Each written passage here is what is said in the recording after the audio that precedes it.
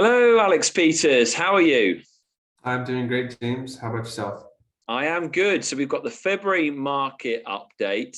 There's a lot happening with the real estate market, with interest rates, with crypto, with the stock market. Everything's changing. And often it is linked to interest rates. So what is happening right now with interest rates? Interest rates are definitely up. I've been talking about it for like the last 18 months that I think rates are going to go up. I think last month we talked about they definitely went up. They're up quite a bit more since last month as well. And I think for me, anyways, a lot of it has to do with there's more realization on how much the inflation numbers actually are. I think originally we were talking about 5.7%. It's turned out it's actually higher than 7%, and it's the highest it's been since I think pre-80s, 1980s, and it's the fastest they've seen inflation grow in such a period of time. I think since that time as well. And so the way to combat inflation is to raise rates so that the Fed can start to make more money and their actual bonds are worth something, so people are more inclined to buy them. So as far as what does that actually mean, on a VA or an FHA type loan, good credit on a single family home, probably looking around 3.6 to 4%, Wow. depending on credit. Might be lucky to get 3.5 on a good day for bonds and whatnot, but it's about 3.6, 3.7%. Conventional 4.375, maybe 4.25%. Yep, on a single family home. If you're looking at maybe a condo, it might be closer to 4.6, and that's based on good credit, good We're equity. back to pre-COVID times really now then. Yeah, I haven't seen rates this high. I want to say it's around 2019, Yep. 2018, 2019-ish.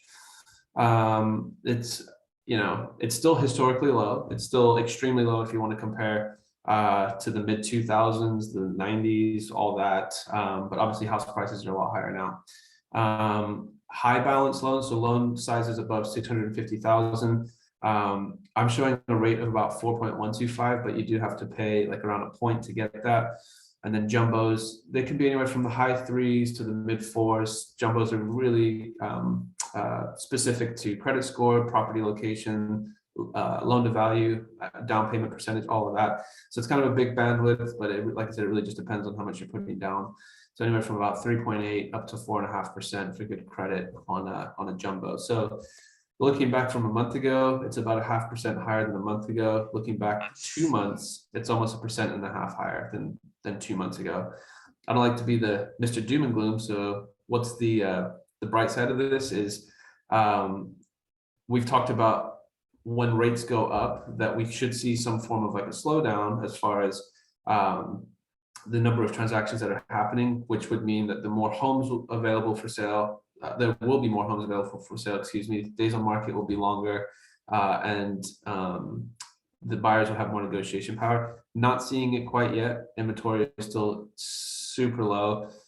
There was a home for sale one of my agents did over the weekend, an open house, and 75 groups of people, not number of people, but groups of people came through.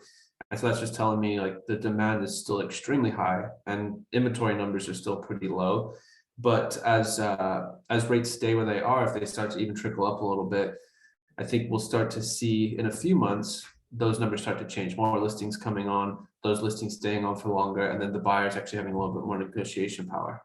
Well, the thing is, I think with interest rates going up, I think there'll be people thinking, wow, I think maybe I can get a house now because there'll be less people trying to purchase the house, but everyone's thinking exactly the same thing at the moment. So, and there's still a lot of people that haven't bought because of the situation of low inventory. But things do have to change. The only way that things possibly might not change, and there may not be a big, crash, for example, a big dip, is just because California has a lot of money and people have bought homes at extremely low interest rates, and they've been given money by the government and they've put it in the stock market and put it in Bitcoin and made a ridiculous amount of money. A lot of people don't need to sell. They will look at it and go, I might as well keep my house. And if I need to buy a bigger house or another house, I'll buy that house and keep this house and then just rent it out.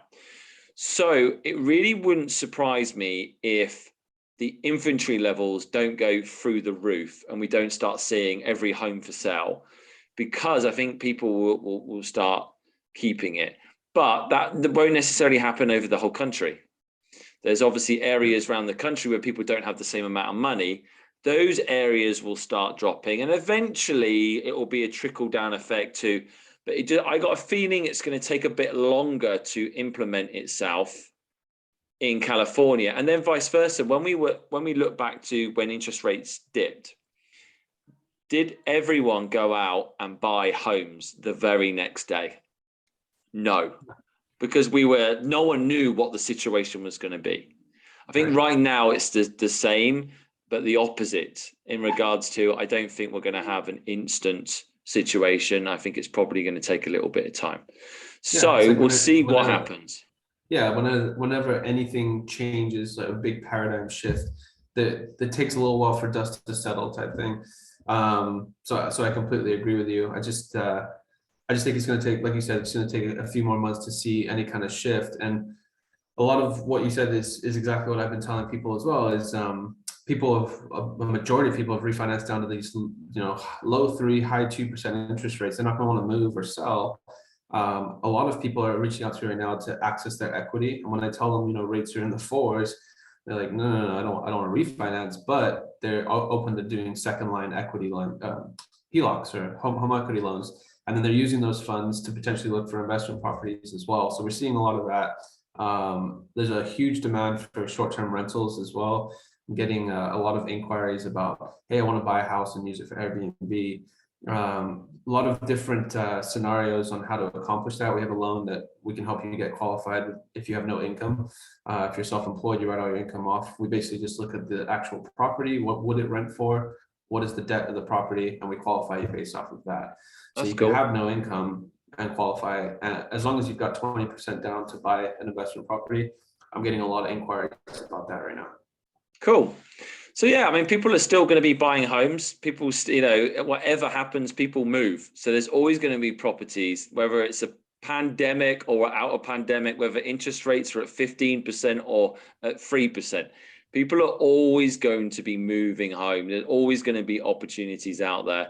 So make sure you reach out to Alex if you want to find out what the current interest rate is, because let's face it, tomorrow it could be completely different. Do you think maybe they might try and just calm things down and level this out, or even drop it a tiny bit in the next couple of months, or are the experts saying it's just going to continually rise? My thought is always that it's cyclical, so we'll see it start to creep up again, and at a certain point, if we see a slowdown or something like that, or if we see inflation numbers recover dramatically, the Fed might dip their toe back into buying some bonds and reducing rates again. A lot of revenue and profit is made when rates are lower by lending companies, and so the Fed understands that, and they want to try to incentivize that. But right now they're in a position where inflation is just killing everything, and so they've got to raise things. So I think it's definitely possible, but I don't think we're going to see that if at all for 6 months to 12 months from now. Right. But it would be great, if we do rise all the way up to 4.5%, 5%. I know it sounds weird to those listening, and then all of a sudden we get a reprieve back down to 4%. It doesn't matter when you buy your house, you can refinance at any point in time to get your rate back down again. But that's why you want to keep in touch with me, ask me questions, reach out if you have any scenarios you want to go over, and I'll advise you as best as I can.